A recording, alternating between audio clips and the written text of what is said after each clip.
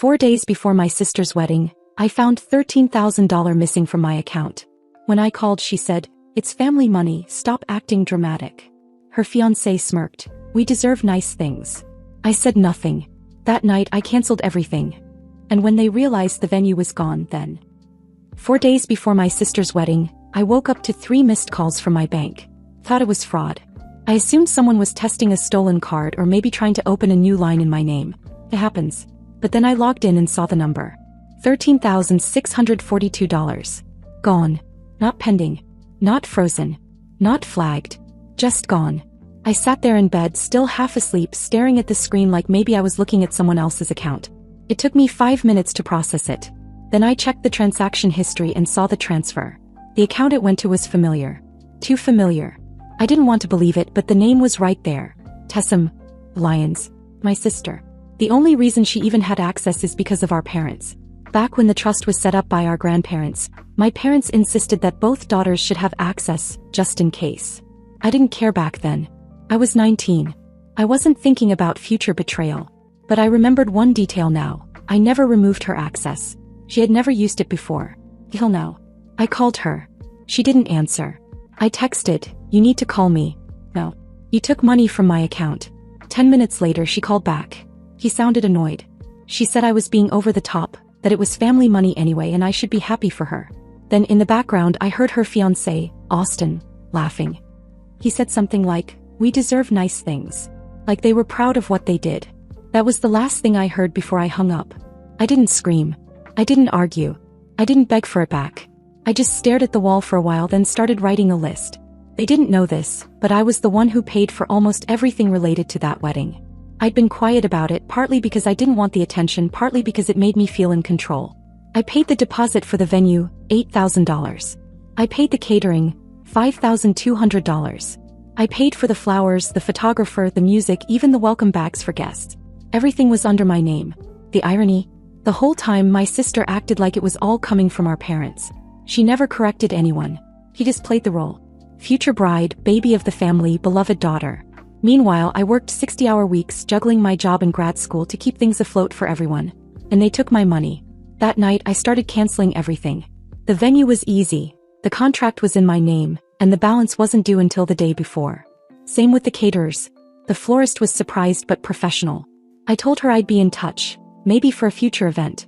The hotel rooms were released. The photographer was actually relieved. He said he had another couple waiting for the same date. By midnight, the wedding had no location, no food, no guests, and no backup plan. But no one knew yet. Tessa was still posting countdowns on Instagram with glittery boomerangs of her wedding shoes. Our mom reposted every single one. No one had the faintest clue. I spent the next 2 days acting normal. Tessa didn't call again. She probably thought I had accepted it, that I was done acting dramatic. But then came the rehearsal. The plan was to meet at the venue that Thursday morning, run through the ceremony, then head to a family brunch downtown. Everyone was invited. Our extended relatives, Austin's frat boy groomsmen, our childhood neighbors. A whole spectacle. They all arrived around 10. I already knew how it would go because I'd called the venue 2 days before and asked them to change the door code. The signs were removed. The staff was off-site. The parking lot gate was locked. Just a silent, empty building. I heard later that my sister showed up in a white romper with a mimosa in hand, expecting applause. She stood outside in heels while our mom kept trying to call someone. Austin apparently went from smirking to silent. He doesn't like looking poor. When they finally realized it wasn't some misunderstanding, the panic started. That's when they started calling me. All of them. Missed calls from Tessa, our mom, even Austin. My dad texted me once. "What is going on?" I didn't answer. Because this was just the beginning. The calls didn't stop for 2 days. My phone lit up every hour. Tessa, mom, dad, even Austin once. I didn't answer a single one. I wasn't in the mood to be gaslit into thinking I overreacted, or worse, guilt-tripped into paying for it all again. They thought silence meant hesitation. It didn't. On the 3rd day, mom showed up at my condo. No warning. She used the emergency key I forgot to move. I walked into the kitchen and found her sitting at the table like she belonged there. She started talking before I could say a word. She said Tessa was devastated, the wedding was off track, the guests were confused. She kept using words like misunderstanding and overreaction. I waited for her to ask me what happened. She never did. Instead, she asked when I was going to fix it. Not if. When. That was when I asked her one thing. Just one. Did you know she was going to take that money? She paused. Not long. Just enough. Then she said they thought I'd be okay with it because Tessa didn't have enough and the wedding was important. She's your sister. Right. I didn't say anything. I just stood there until she left. Quietly. No yelling. No dramatic exit. But she must have known from my face that it was different this time. That night Dad called. He started off more neutral but ended up saying the same thing. They just assumed I'd be understanding. That it's just money. And that Tessa was under a lot of stress and didn't mean any harm. She didn't mean to steal. He just did. He added, almost like it was a passing joke, that Austin had offered to write me a check when they get back on their feet. I didn't respond. The next morning I finally sent one message to our entire immediate family. Mom, Dad, Tessa, Austin. One text, no emojis, no explanation. Let's meet at Grandma and Grandpa's tomorrow. Noon. Our grandparents had been quiet through all of this. They're the ones who funded the original trust account when we were teenagers. They're old school, Depression-era upbringing, cash in envelopes, values like earn what you keep. They loved us but they didn't hand things out freely. I knew calling a meeting there meant something. It would be neutral ground. And it would be harder for Tessa to spin the story. When I arrived, everyone was already there. Mom was pacing. Dad was on the couch with his arms crossed. Austin had sunglasses on indoors like an idiot. Tessa looked like she'd been crying but no one was comforting her. He was just sitting in silence. Then Grandpa asked me to speak. I didn't raise my voice. I didn't play victim. I just laid it out. Tessa took over $13,000 from a trust that didn't belong to her. My parents knew and didn't stop her. I paid for every part of the wedding and they still let everyone believe it came from them. They lied, manipulated, and expected me to stay quiet. The wedding is cancelled. Permanently. And I would be removing Tessa's name from the trust. Effective immediately. I could hear her breathing.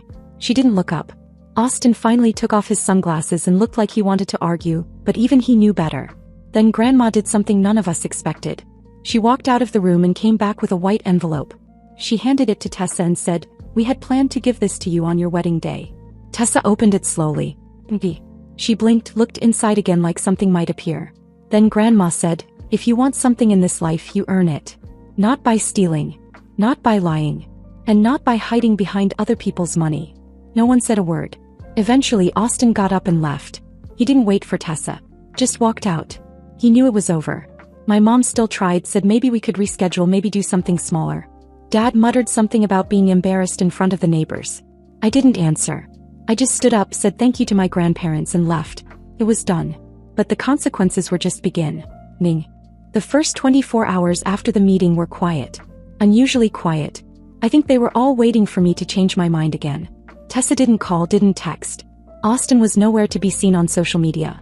And for a guy who normally posted selfies at the gym 3 times a day, that was practically a red alert. Then came the unraveling. First, the venue made a post on Instagram thanking Sharon Lyons for allowing us to release her October 12th date to another deserving couple. Tessa must have seen it within minutes because by noon, her entire profile was wiped clean.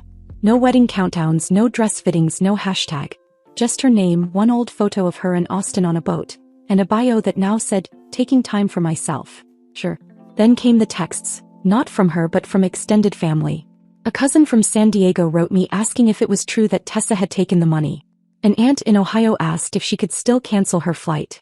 An old friend of my mom's messaged me privately to say she was sorry and that she'd always admired how I held things together. I never said a word publicly. I didn't need to. The truth was doing fine on its own. The funniest part? The vendors she and Austin tried to rebook all turned them down. The venue was taken. The florist refused, citing ethical concerns.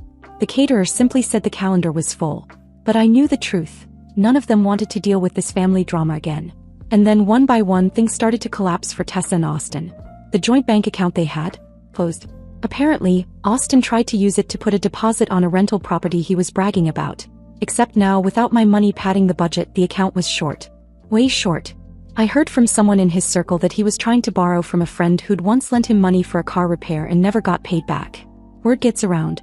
Then my parents started calling again. My dad tried to play the long game guilt strategy. He said family doesn't stay mad forever, that I should consider moving past this. That it was time to sit down and figure out how to heal. I said no. He asked why. I told him this wasn't a grudge. It was a boundary. That's when Mom got involved. She sent me an email, a full email, trying to explain that they only wanted both daughters to feel supported, and that if they could go back they'd do things differently.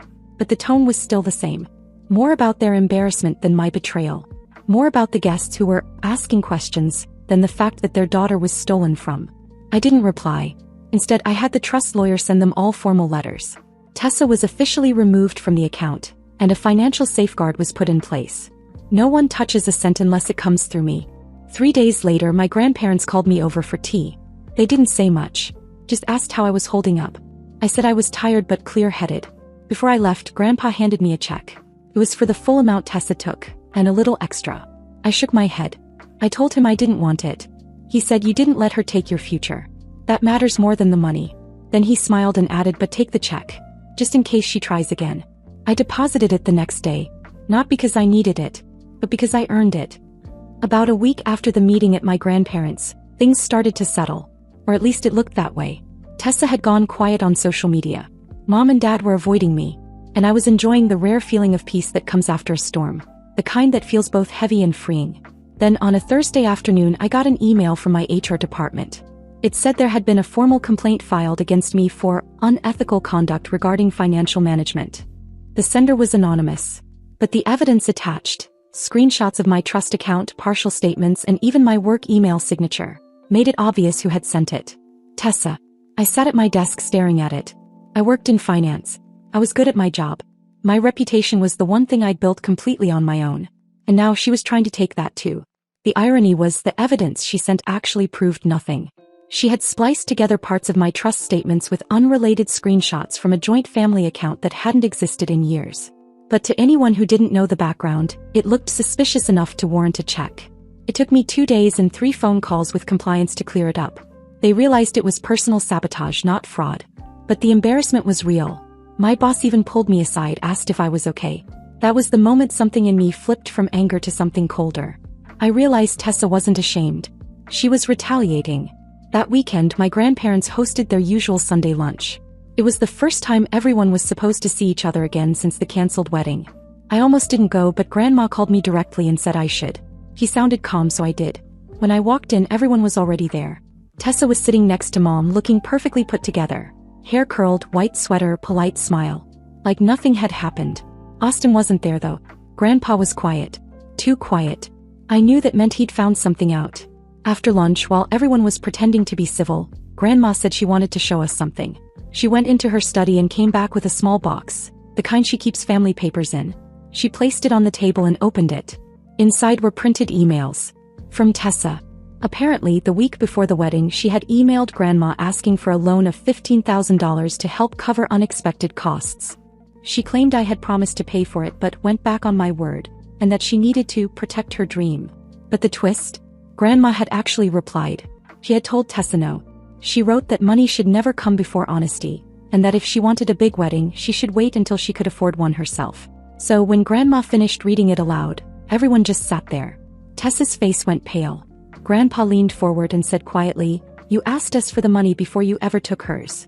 Tessa tried to deny it, but Grandma pulled out a printed copy of the transfer record I'd given her. The date matched the day after that email. The silence that followed was brutal. Even Mom didn't defend her. Then came the second twist. Austin had been in contact with my dad earlier that week. Not to apologize, but to get back the deposit he'd supposedly put down for the honeymoon. Except Dad finally checked and realized the deposit had been charged to my credit card. Not his. Not Tessa's. My. Somehow, Austin had used the saved info from a shared booking site we'd all used years ago for a family trip. That was the moment it hit everyone. Both of them had been stealing from me long before the $13,000. Grandpa stood up, walked to his desk and pulled out another envelope. He handed it to me. Inside were copies of documents he'd already talked to the family lawyer. The trust was now completely separated. My portion was transferred to a new account under my name only.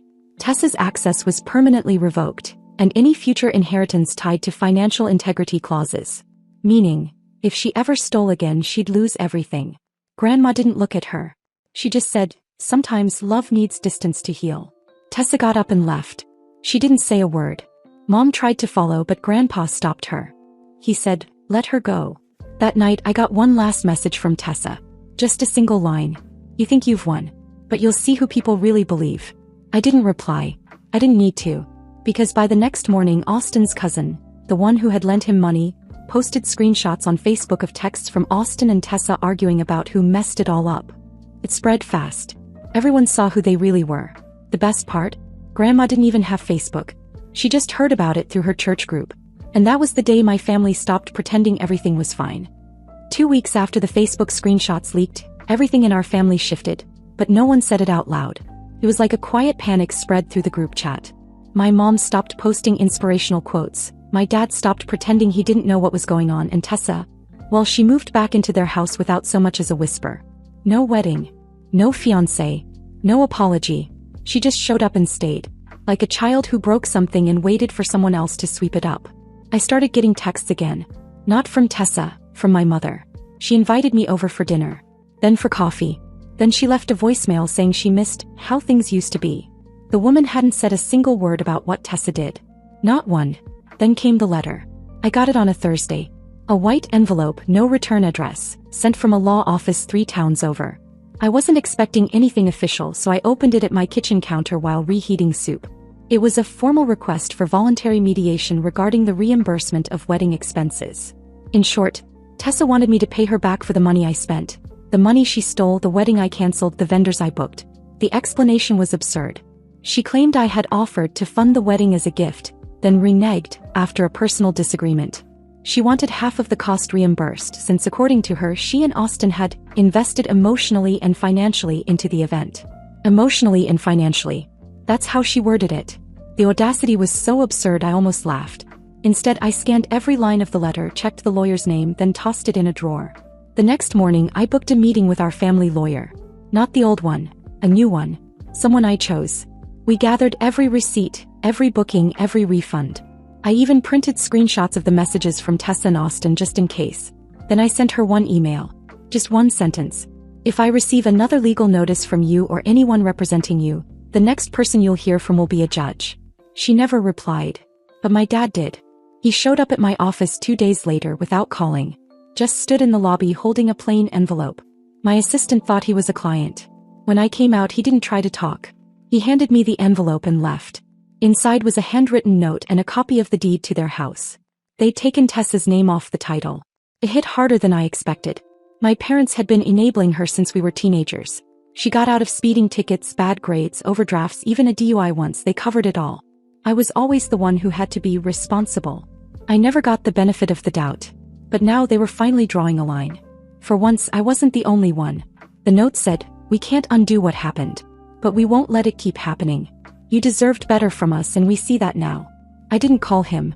I didn't know what to say. I wasn't angry, just tired. That Sunday, my grandparents invited me over. Just me. No one else. We didn't talk about the mess. Grandma made tea and Grandpa sat with a manila folder on his lap. Inside were updated documents. The trust had been completely separated. Legally, permanently, and cleanly. I was the sole beneficiary of my share now. Tessa's access was erased. Then Grandpa handed me something else. A copy of a statement from a savings account I didn't know about. My name was on it. He said they started it 3 years ago. Quietly. Because they'd seen enough to know I might need protection someday, from my own family. I didn't cry. I didn't hug them. We just sat there sipping tea while the weight of 15 years quietly lifted. As I was leaving, Grandma handed me a photo. It was old. A blurry snapshot of me at a piano recital when I was 12. I was standing next to Tessa. He had the trophy. I had the certificate. He was smiling. I looked like I wanted to disappear. Grandma said we saw more than we said, Sharon. But now we're saying it. Later that night, I checked Tessa's social media. She had quietly reactivated her account. No mention of the wedding. No mention of Austin. Just a post with a blurry sunset and the caption, "Starting fresh." No more toxicity. That was the last confirmation I needed. I unfollowed her. Then I blocked her. No fight. No message. No final word. Just silence. And this time it was mine. A month passed. No wedding. No reschedule.